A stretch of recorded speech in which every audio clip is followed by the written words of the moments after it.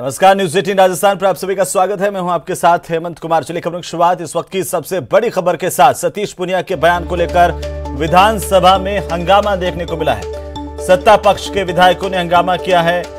नाथी का बाड़ा नारे से बैकफुट पर सरकार दिखती थी। आज डोटासरा और सुभाष गर्ग के चेहरों पर मुस्कान दिखाई दी है।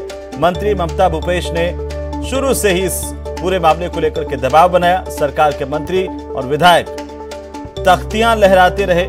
इन तख्तियों पर लिखा था, महिलाओं का अपमान नहीं सहेगा राजस्थान। सत्ता पक्ष के विधायकों ने सीटों पर तख्तियां टांगी। हंगामे के कारण कार्यवाही सदन की बाधित हुई है। बड़ी जानकारी इस वक्त की बड़ी खबर है। सतीश पूनिया के रंगभेदी नस्ल टिप्पणी को लेकर के बवाल लगातार देखने को मिला सदन में। हालांकि पूनिया ने इसे लेकर के माफी मांग ली है, लेकिन इसके बावजूद सदन में हंगामा देखने को मिला। हंगामे की वजह से कार्यवाही बाधित हुई है। सतीश पूनिया की रंगभेदी टिप्पणी को लेकर विधानसभा में हंगामा देखने को मिला। सत्ता पक्ष के विधायकों ने इसे लेकर जोरदार हंगामा किया। नाथी का बाड़ा नारे से पहले सरकार बैकफुट पर दिखाई देती थी। आज डोटासरा और सुभाष गर्ग के चेहरे पर मुस्कान सदन में देखने को मिली। तो वहीं महिला एवं बाल विकास विभाग की मंत्री ममता भूपेश ने शुरू से ही दबाव बनाया। एक और बड़ी जानकारी, सतीश पूनिया के बयान को लेकर के बवाल मचा हुआ है। जयपुर में यूथ कांग्रेस की ओर से प्रदर्शन किया गया है। बड़ी खबर है इस वक्त की। कलेक्ट्रेट सर्किल पर कांग्रेस के कार्यकर्ताओं ने प्रदर्शन किया है। कांग्रेस के कार्यकर्ताओं ने सद्बुद्धि यज्ञ भी किया। पूनिया के रंगभेदी बयान वाले बयान को लेकर क्या आपत्ति जताई है। पूनिया की टिप्पणी को महिलाओं का अपमान करार दिया है यूथ कांग्रेस ने, और यूथ कांग्रेस के उपाध्यक्ष संजीता सिन्हा के नेतृत्व में प्रदर्शन किया गया। तस्वीरें आपकी टीवी स्क्रीन पर। कलेक्ट्रेट सर्किल पर कार्यकर्ता इकट्ठा हुए थे। यूथ कांग्रेस के कार्यकर्ताओं के साथ साथ कांग्रेस के कार्यकर्ता और पूनिया की रंगभेद वाले बयान को लेकर के लगातार प्रदर्शन कांग्रेस के खेमे में देखने को मिल रहा है। सरकार से कल सतीश पूनिया जो कि राजस्थान बीजेपी के अध्यक्ष हैं, जो उन्होंने अभद्र टिप्पणी महिलाओं के ऊपर की है, वो बहुत ही शर्मनाक है। जहां हम महिला को दुर्गा देवी के रूप में पूजते हैं, वहीं उन्होंने काली कहकर महिलाओं को अपमानित किया है। ये बीजेपी की परिपाटी है।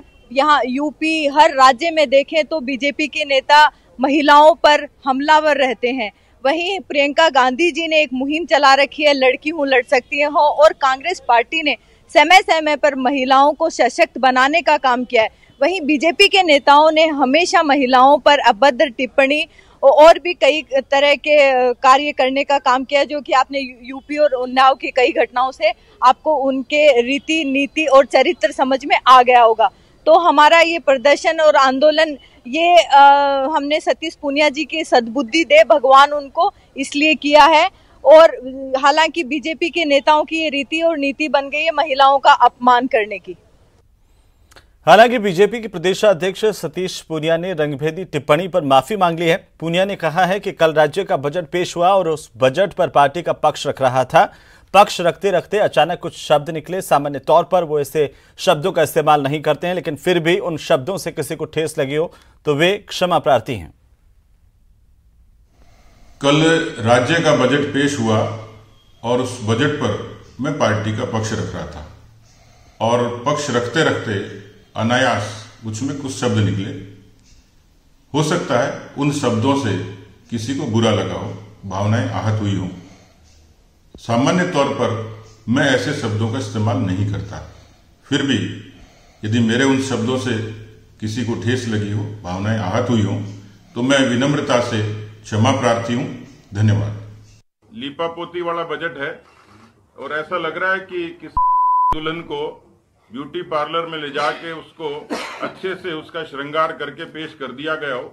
इससे ज्यादा बजट में इसमें मुझे कुछ लगता नहीं। तो वहीं महिलाओं पर सतीश पूनिया की टिप्पणी को लेकर बवाल मचा हुआ है। राज्य मंत्री डॉक्टर सुभाष गर्ग ने इस बयान को मातृशक्ति का अपमान बताया और कहा है, क्या कुछ उन्होंने कहा वो आपको सुनवाते हैं। सतीश पूनिया के बयान पर बवाल है और शांति धारीवाल ने कहा कि बजट से भारतीय जनता पार्टी बौखलाई हुई है।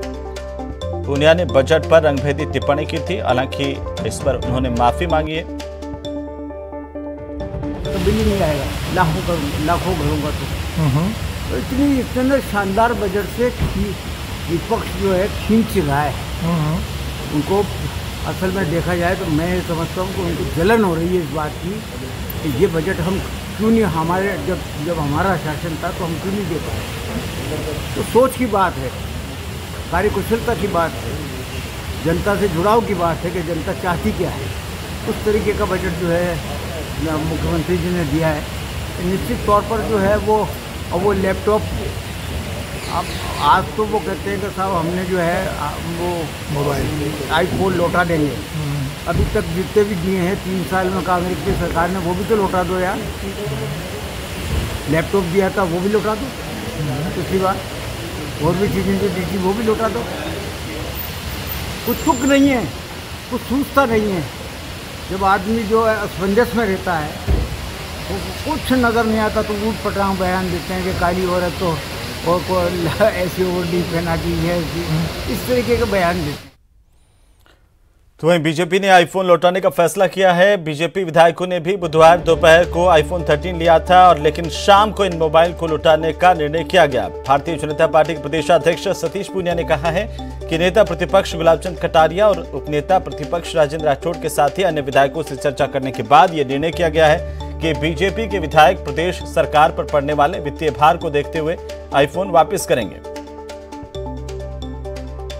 देने चाहिए और इसीलिए एक नैतिक आधार पर एक सकारात्मक संदेश देने के लिए हमने निर्णय लिया। ऐसा पहले लैपटॉप आईपैड भी ले चुके हैं, अब लिए उसके बारे में, लेकिन लेने के बाद में कल सबकी राय ये बनी थी कि वापस दे दें। सस्ते मकान भी सारे विधायकों ने लिए थे, वो भी लौटाएंगे सारे विधायक। अब जो पार्टी का विधायक दल तय करेगा वही करेंगे, लेकिन आईफोन के बारे में निर्णय हो गया कि हमें वापस करें। सर काली दुल्हन को लेके भी आपने बयान दिया है, उसके बारे में माफी मांग चुका हूँ और इसलिए मेरे ख्याल से मेरी तरफ से वो बयान के बारे में निश्चित रूप से पार्टी ने निर्णय किया है और पार्टी का निर्णय यह है कि सरकार खुद मान रही है कि इतने 1000 करोड़ का भार प्रदेश की जनता के ऊपर आएगा। तो सरकार के जो बाहर आ रहा है उसके अंदर भारतीय जनता पार्टी कुछ तो अंश वापस लौटाए ताकि जनता के ऊपर कुछ तो भार कम हो। कल ले लिया, आज लौटा क्यों रहे हैं? दबाव पड़ा पार्टी का आपके ऊपर? पार्टी का निर्णय सर्वोपरि है, पार्टी जो निर्णय करेगी सब माननीय विधायकों को उसको अवसर पर पालना करेगी। वहीं बीजेपी के आईफोन लौटाने वाले इस फैसले को लेकर के कांग्रेस पार्टी आक्रामक है। कांग्रेस ने कहा है कि ये कोई मुद्दा ही नहीं है। मुख्य सचेतक ने कहा कि लैपटॉप आईपैड भी लौटाएं बीजेपी की सच्चाई जनता जान चुकी है। उन्होंने कहा कि सस्ते फ्लैट भी उन्होंने लिए, वो भी वापस करें। लेना लौटाना ये कोई राजस्थान की विधानसभा का कोई गंभीर विषय नहीं है। इन्होंने मुख्यमंत्री जी से 30 लाख जो अभी बंगले भी लिए हैं और इसके अलावा पिछली बार लैपटॉप भी लिए हैं, उससे पहले आईपैड भी लिए हैं। तब लौटाना सब कुछ लौटाओ, 5 करोड़ का बजट लौटा दो। मुख्यमंत्री जी ने वो भी 2 MLA को दिया है। इस प्रकार का करने से जनता समझ चुकी है, 7.5-8 करोड़ जनता राजस्थान की बहुत अच्छी तरह समझ चुकी है। किसी भी गलत पे मैं ये कहना चाहूँगी, ये तो प्लानिंग बाद में बनी है। जब यहाँ से बैग उठा के लेके गए थे तब ना लेके जाते, तब बाहर नहीं समझ में आ रहा था, तब इनको नहीं ले जाना चाहिए था। पीछे टैब दिए गए थे तब भी नहीं देना, तब बाहर नहीं पड़ा था क्या? लेकिन अब जनता के बीच में कुछ ना कुछ बात पकड़ाने के लिए इस तरीके की बातें हो रही हैं। जिस दिन यहाँ से बैग उठाकर लेके गए थे तो वो शौक से लेके गए थे, तो ये सिर्फ और सिर्फ क्या बजट की बुराई तो कर नहीं पा रहे हैं, क्या करें? अब वो इस बात के ऊपर लेके जा रहे हैं, तो ये छोटी मानसिकता इनकी है और कुछ नहीं। जब बजट चल रहा था तो बीजेपी के लोगों को चक्कर आ रहे थे, बाहर आए और बाहर आकर बीजेपी के लोग आईफोन और बैग लेकर चले गए। 3 साल से हमेशा लेकर जाते हैं। इसी बीच बड़ी खबर है, अन्य पिछड़ा वर्ग वित्त विकास आयोग के अध्यक्ष पवन गोदारा ने अपना पदभार संभाल लिया है। बड़ी जानकारी है इस वक्त की। पवन गोदारा ने दफ्तर पहुंच करके अपना पदभार संभाला है।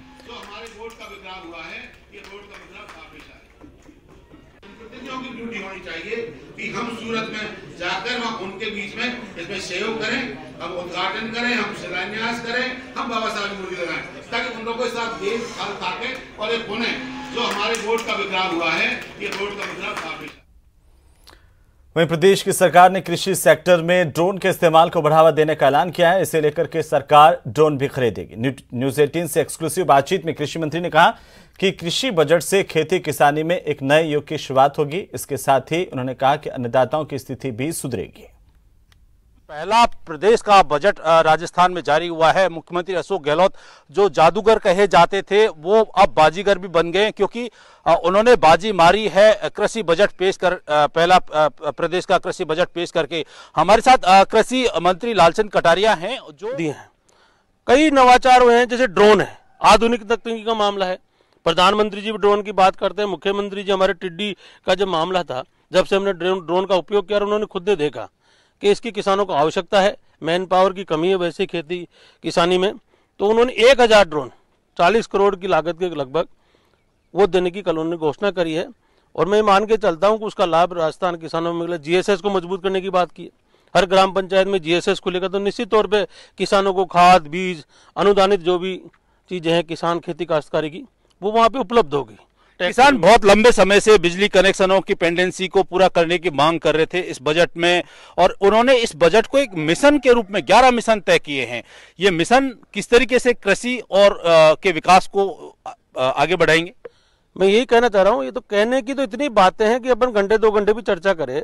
3 घंटे तो उन्होंने खुद ने बजट पढ़ा है, और राजस्थान का ऐसा कोई सेक्टर नहीं है उन्होंने छोड़ा हो। बिजली के बारे में बात करें अपन, उन्होंने 1000 रुपये पहले अनुदान के रूप में गत वर्ष ही वो कर दिए थे, उसके बाद में। तो वहीं प्रदेश में पहली बार कृषि बजट पेश किया गया, और कृषि बजट को लेकर के प्रदेशवासियों ने क्या कुछ कहा है वो भी सुनते हैं। हनुमान शाह हैं, सबसे पहले आप बताइए जिस तरह का ये बजट है किस तरीके से आप इसको देखते हैं? आप गांव से, खेती से, किसानी से जुड़े हुए हैं, किस तरीके का? मैं इस बजट को आज देश की 70 साल के इतिहास में पहला बजट देख रहा हूं जो किसानों के लिए पहली बार अलग से बजट पेश किया गया है। किसानों को इतनी सहूलियत दी गई है जिसमें किसान चहुमुखी विकास होगा। किसान की हर बात का ध्यान रखा गया है। जैसे बिजली की पेंडेंसी थी, 10-10 साल में किसानों का नंबर नहीं आता था। आज मुख्यमंत्री जी ने घोषणा की है 2012 से लेके 22 तक 9 साल के जितने भी कनेक्शन पेंडिंग है 22 फरवरी तक के 2 साल के अंदर अंदर कर दिए जाएंगे, तो किसानों को इससे बहुत फायदा मिलेगा। अशोक गहलोत जैसा मुख्यमंत्री जो चहुमुखी प्रतिभा के धनी है, उन्होंने हर वर्ग को ध्यान में रखते हुए इस बजट को पेश किया है। और 42 सालों से जो हमारी लंबित मांग थी, जो कि पूर्व में ये उप तहसील थी, 42 वर्षों से लोगों की जरूरत थी, करीबन 1.5 लाख 2.25 लाख लोग इससे प्रभावित थे, तो हमें तहसील के रूप में जो सौगात दी है उसके लिए मैं यहाँ के क्षेत्रीय विधायक और कृषि मंत्री लालचंद कटारिया जी और मुख्यमंत्री अशोक गहलोत जी को बारंबार धन्यवाद देना चाहता हूँ। हमारे साथ ओमकार लांबा है, सरपंच संघ के अध्यक्ष।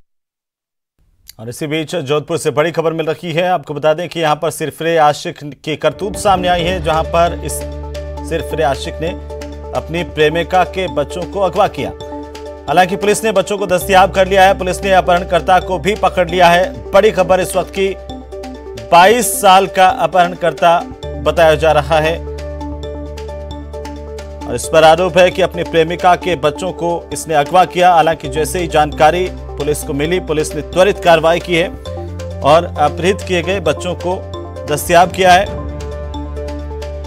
हालांकि बात नहीं करने से नाराज दिल्ली से अपहरण करके बच्चों को लेकर के आया था। जानकारी के अनुसार रोडवेज के कर्मचारियों को संदिग्ध गतिविधि देख करके जब शक हुआ, पुलिस को सूचना दी गई और पुलिस ने अपहरणकर्ता और बच्चों को दस्तयाब किया। 7 वर्ष और 4 साल के बच्चे को अगवा किया था। 10 लाख की सुपारी मांगने के भी आरोप हैं। 22 साल का अपहरण करता है। चलिए आगे बढ़ेंगे। जयपुर बेरोजगार महासंघ की ओर से विधानसभा का घेराव शुरू कर दिया गया है। बड़ी खबर है, रीट की जांच सीबीआई से करवाने, लंबित भर्तियां पूरी करने की मांग को लेकर के प्रदर्शन किया जा रहा है। ये तस्वीरें हम आपको दिखा रहे हैं, जहां पर प्रतियोगी परीक्षाओं में गैर जमानती कानून लाने, भर्तियों का कैलेंडर जारी करने समेत कई मांगे हैं बेरोजगारों की, उनको लेकर के प्रदर्शन किया जा रहा है। विभिन्न मांगों को लेकर के राजधानी जयपुर में प्रदर्शन, बेरोजगार महासंघ की ओर से इसका ऐलान पहले किया गया था और बेरोजगार महासंघ के बैनर तले जो बेरोजगार है वो यहां पर प्रदर्शन कर रहे हैं, नारेबाजी कर रहे हैं, विधानसभा का घेराव करने के लिए आगे जाने की लगातार कोशिश करते हुए देखे जा सकते हैं। 22 गोदाम का जो धरना स्थल है वहां पर ये इकट्ठा हुए, इसके बाद जोरदार नारेबाजी की है। और इसी बीच ज्यादा जानकारी के साथ हमारे सहयोगी लवली वधवा हमारे साथ जुड़ चुके हैं। सीधे हम लवली का रुख करेंगे। लवली, क्या कुछ जानकारी बेरोजगारों की ओर से एक बार फिर से हल्ला बोल देखने को मिल रहा है?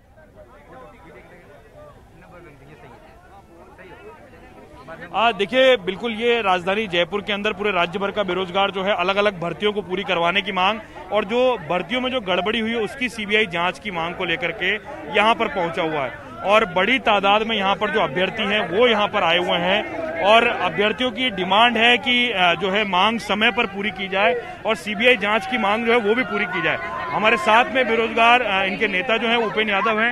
यादव जी, ये बताइए कि ये बेरोजगार कहाँ से आए और किस तरह की भर्तियां लंबित है अभी? देखो, प्रदेश भर से बेरोजगार आए हैं और इनमें शिक्षक भर्ती 2012 का भी है तो पूरी कराना चाह रहा है, पंचायत राज एलडीसी भर्ती भी है, स्कूल व्याख्याता भर्ती भी है, पंचायत राज जैन भी है, टेक्निकल लेवल भी है, कनिष्ठ अनुदेशक भी है, स्कूल व्याख्याता 2018 भी है। इसके अलावा ये पीटीआई में 65 पदों की मांग कर रहे हैं, रीट में सीबीआई की मांग कर रहे हैं, सुभाष गर्ग को हटाने की मांग कर रहे हैं, मंत्री को हटाया जाए, सीबीआई की जांच करवा जाए, नर्सिंग भर्ती 2013 भी है, नई भर्तियों का कैलेंडर जारी हो, छात्र संघ आयोग, बेरोजगार जो गैर जमानती कानून लाया जाए, तो तमाम मांगों को लेकर इकट्ठे हुए हैं ना, वो मांगे को लेकर हम आर पार की लड़ाई का ऐलान किया। क्या नाम है आपका? प्रताप राम दांदू। कहाँ से आए हो? जोधपुर से। अच्छा, क्या मांग लेकर के आए हो? पंचायती राज एलडीसी भर्ती 2013 जो 9 साल से अटकी पड़ी है, 10,029 पद आज भी रिक्त है। सीएम जो वर्तमान में सरकार ने 2 बार सत्ता में रहते घोषणा की थी। मार्च 2019 के अंदर इन्होंने भर्ती का कैलेंडर भी जारी किया था, लेकिन उसको कैलेंडर को लोकसभा चुनाव का हवाला देकर उसको आचार संहिता देकर वापस कैंसिल कर दिया और अभी जून 2021 में 4,000 पदों के जो भर्ती की घोषणा की थी। पंचायती राज की एलडीसी की भर्ती रुकी है, शिक्षक भर्ती को लेकर के भी यहाँ आए, आप बताइए। सर, ये लंबित भर्ती है, कांग्रेस सरकार के पिछले कार्यकाल भर्ती है, एनएम जीएनएम 2013 की और शिक्षक भर्ती 2012 की। इस सरकार ने नई घोषणा करी, हम उसका स्वागत करें, लेकिन हमारी लंबित भर्तियां 2 साल पुरानी है, वो अभी तक सरकार पूरी नहीं करी है, जबकि हाईकोर्ट में हम केस जीत चुके हैं। हमसे कम नंबर वाले नौकरी करें, अधिक वाले हम 10 साल से संघर्ष कर रहे हैं। हमारे साथी बहुत सी सुसाइड करने की स्थिति में है। इसी प्रकार देखिए, परेशान बेरोजगार जो है वो आत्महत्या की बात भी यहाँ पर कर रहा है, लेकिन ऐसी मनोबत आए ना। देखिए, जो महिलाएं हैं वो भी चूल्हा चौका छोड़ करके यहाँ पर पहुंची, उनसे हम बात करते हैं। कहाँ से आए आप?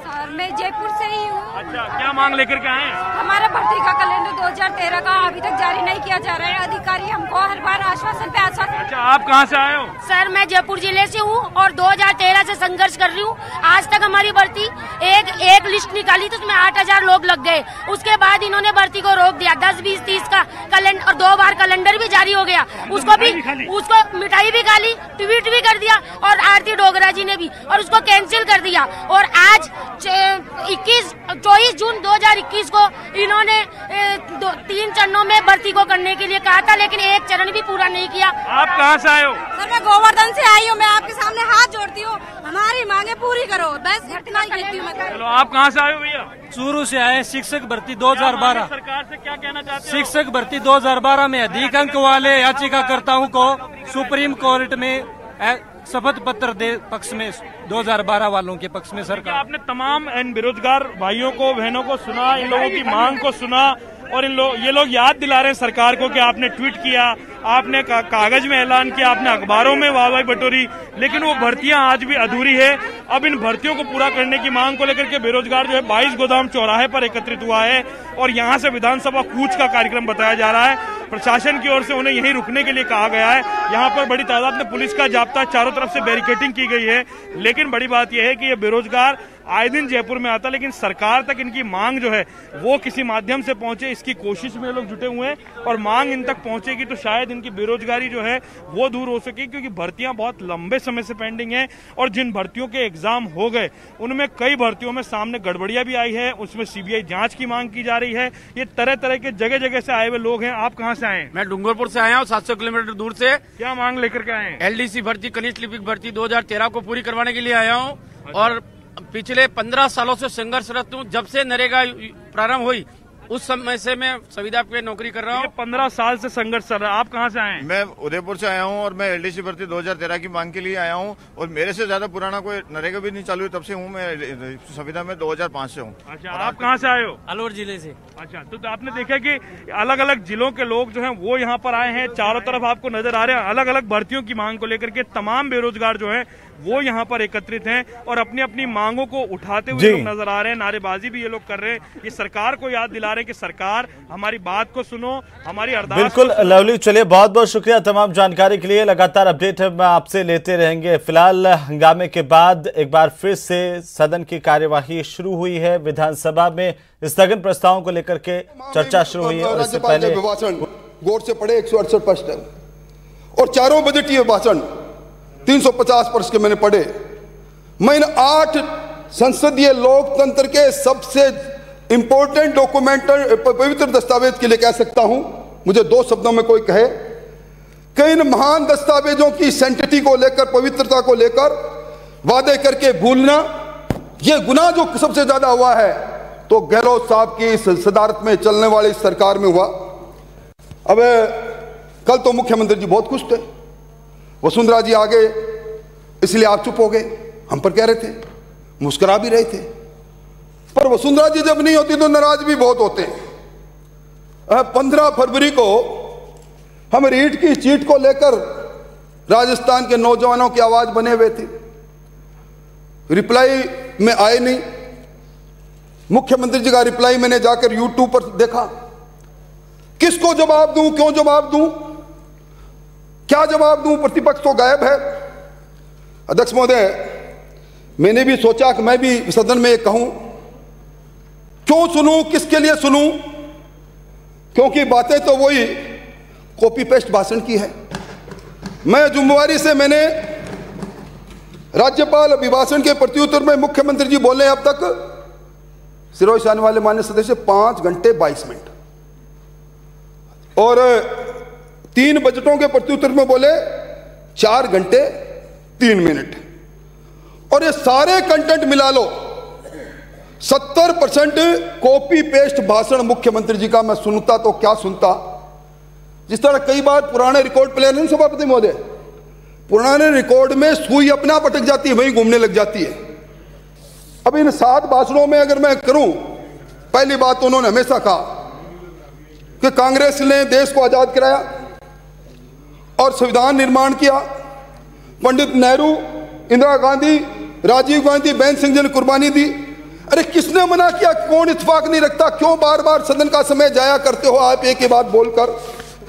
फिर उन्होंने हर अपने भाषण के अंदर रिफाइनरी की बात कही, 26% रिफाइनरी का हिस्सा कैसे हुआ उसकी बात कही, फिर 5 वर्ष रिफाइनरी विलंब कर दी है हम पर आरोप लगाया, और फिर सभापति महोदय वो अध्यक्ष जी को देखकर वो भीलवाड़ा का मेमू केस क्या हो गया, क्या आप तो न जाने क्या हो गया, उसकी चर्चा आप उठा के देखे भाषण।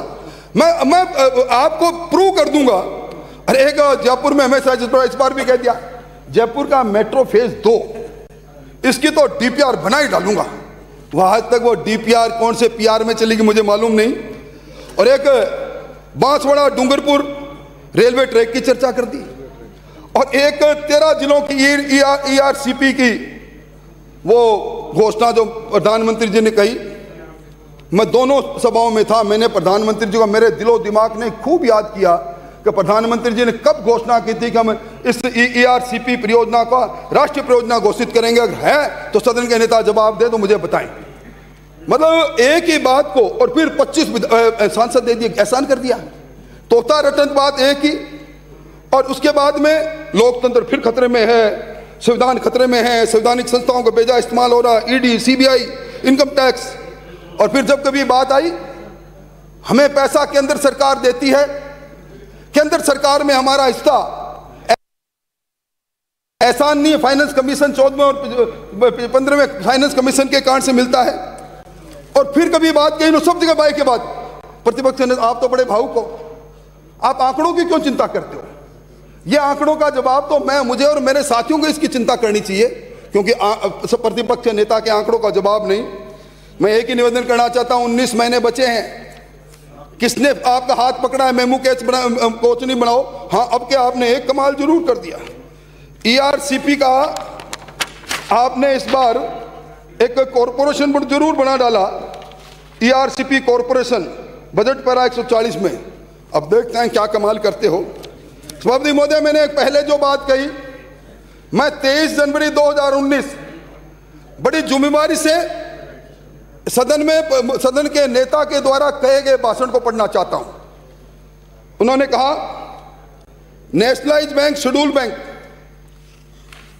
24 जनवरी 2020 में भी उन्होंने ये बात की और 2021-22 के बजट में भी कही।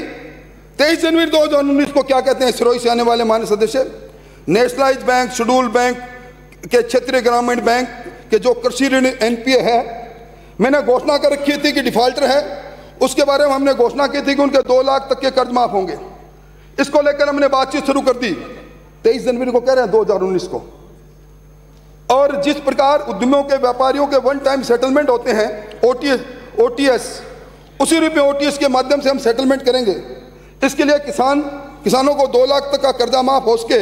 प्रधानमंत्री को हमने पत्र लिखा है, आप स्वयं आकर कर्जा माफ करें, परंतु हम इसका इंतजार नहीं करेंगे, परंतु मैं वादा करता हूं अगर सहयोग नहीं मिला तो हमारी सरकार कर्जा माफ करेगी। फिर आगे क्या कहते हैं, ये सद्भावी किसान, इनके लिए स्पेशल पैकेज बनाएंगे, गुड ब्रोवर है ये। इसके लिए कर्नाटका, महाराष्ट्र का, तेलंगाना, झारखंड, उड़ीसा, गुजरात, पंजाब आदि राज्यों में जो टाइम पर ऋण चुकाते हैं उनकी स्टेजेस करके देश की सबसे अच्छी योजना, स्पेशल स्कीम लेकर आएंगे। 19 जनवरी 2019। अध्यक्ष महोदय, नतीजा क्या निकला? आज 1,53,000 किसानों को रोडा एक्ट 1974 के सेक्शन 13 और 14 में नोटिस मिले। और अब एक बात कह दी, सीपीसी एक्ट 1908 में जो सेक्शन 61 बी में हम संशोधन लेकर आए हैं, 5 एकड़ तक की भूमि नीलाम नहीं होगी, किसी किसान की नहीं होगी।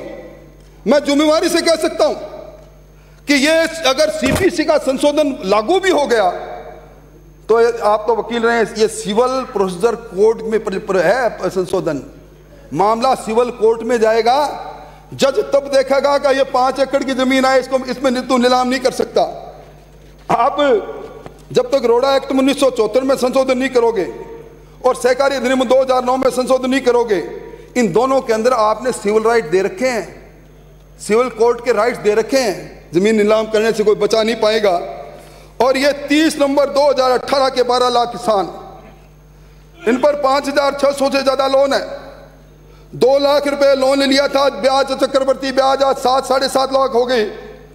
आपने उस समय, राहुल गांधी जी घोषणा कर रहे थे, तब उस समय संसदीय कार्य मंत्री जी का दाता पता नहीं था, पर वो मेरे मित्र नहीं है महेश जी, वो धीरे धीरे मैं देख रहा था उसमें यूं जा रहे थे। अरे कान में ये तो कह देते ना भाई ये कदम नहीं कर पाएंगे, पहले मोदी जी से पूछेंगे। आज राजस्थान का किसान करा रहा है। और मैं निवेदन करूं, आपने एक काम और किया, मैं सदन का ध्यान 2019-20 पैरा 7 और 8, इसमें जन घोषणा पत्र के लिए आपने क्या कहा कि जन घोषणा पत्र हमारी प्राथमिकता है, इसमें हमारी प्राथमिकताएं दर्ज है, इसमें सरकार की कार्य योजना है, इसको हमने अंग योजना का अंग बनाया है, इसको पूरा करने के लिए चरणबद्ध तरीके से दृढ़ निश्चय कर लिया। मैं समझता हूं मुख्यमंत्री जी कहते हैं 70%। तो विधानसभा में उपनेता प्रतिपक्ष राजेंद्र राठौड़ बोल रहे हैं और फिलहाल वक्त एक छोटे से ब्रेक का, जल्द लौटेंगे।